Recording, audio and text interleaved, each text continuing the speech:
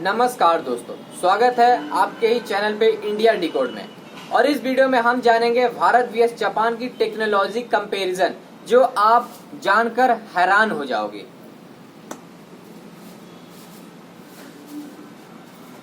अगर मैं आपसे पूछूं एशिया का सबसे ताकतवर टेक्नोलॉजी देश कौन सा है, तो बहुत से लोग बिना सोचे कहेंगे जापान। लेकिन क्या आप जानते हो आज भारत भी ऐसी टेक्नोलॉजी बना रहा है जिसकी चर्चा पूरी दुनिया में हो रही है। तो क्या भारत सच में जापान को चुनौती दे रहा है या अभी भी दोनों देशों के बीच बहुत बड़ा अंतर है? वीडियो आखिर तक बने रहिए, क्योंकि आखिर में मैं बताऊंगा आने वाले 10 साल में कौन सा देश टेक्नोलॉजी के दौड़ में आगे निकल सकता है। शुरुआत करते हैं वीडियो का यहाँ से। अब भी टेक्नोलॉजी की बात होता है तो जापान का नाम सबसे पहले आता है। Bullet train, robot, high tech factory और शायद मशीनें, यही जापान की पहचान है। दूसरी तरफ भारत लंबे समय तक टेक्नोलॉजी इस्तेमाल करने वाला देश माना जाता था, लेकिन अब भारत खुद नई टेक्नोलॉजी भी बना रहा है।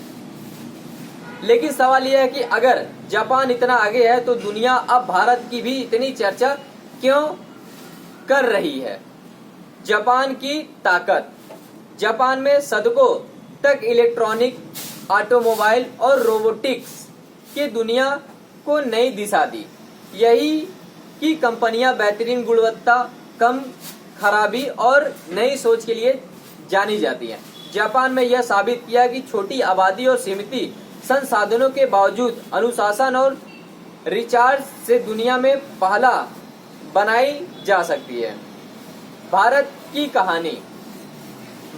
कहानी सुनिए। कुछ साल पहले तक भारत को सिर्फ आईटी सर्विस देने वाला देश कहा जाता था, लेकिन धीरे धीरे तस्वीर बदलने लगी।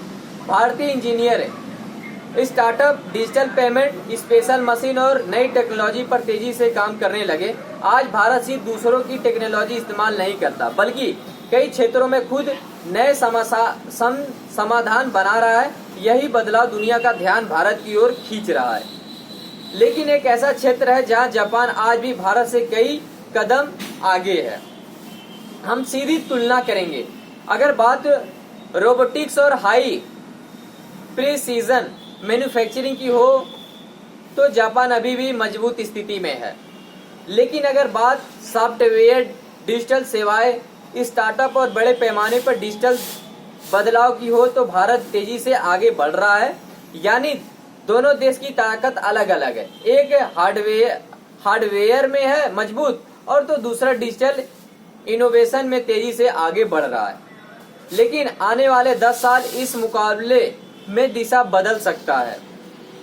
किसी भी देश की असली ताकत सिर्फ मशीनों से नहीं बनती, उनके पीछे होता है अच्छी शिक्षा, रिसर्च, मेहनत और लगातार नई चीजों सीखने की ताकत।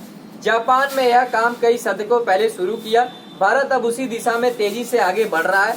अगर भारत रिसर्च, शिक्षा और नई तकनीक में लगातार निवेश करता रहा तो आने वाले समय में दुनिया के सबसे बड़ी टेक्नोलॉजी ताकतों में शामिल हो सकता है। और आपको मैं ब्रेकिंग न्यूज बताना चाहूंगा, जरा ध्यान से इसको सुनिएगा। आज भारत की सेमीकंडक्टर निर्माण, आर्टिफिशियल इंटेलिजेंस, इलेक्ट्रॉनिक मैन्युफैक्चरिंग और हाई टेक इंडस्ट्री में निवेश बढ़ाने पर लगातार काम कर रहा है।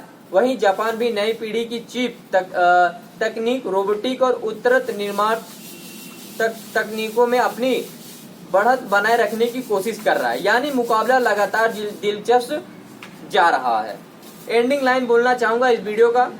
दुनिया में आगे वही देश बढ़ता है जो सीखना कभी बंद नहीं करता। जापान ने दुनिया के अनुशासन और गुणवत्ता का महत्व सिखाया।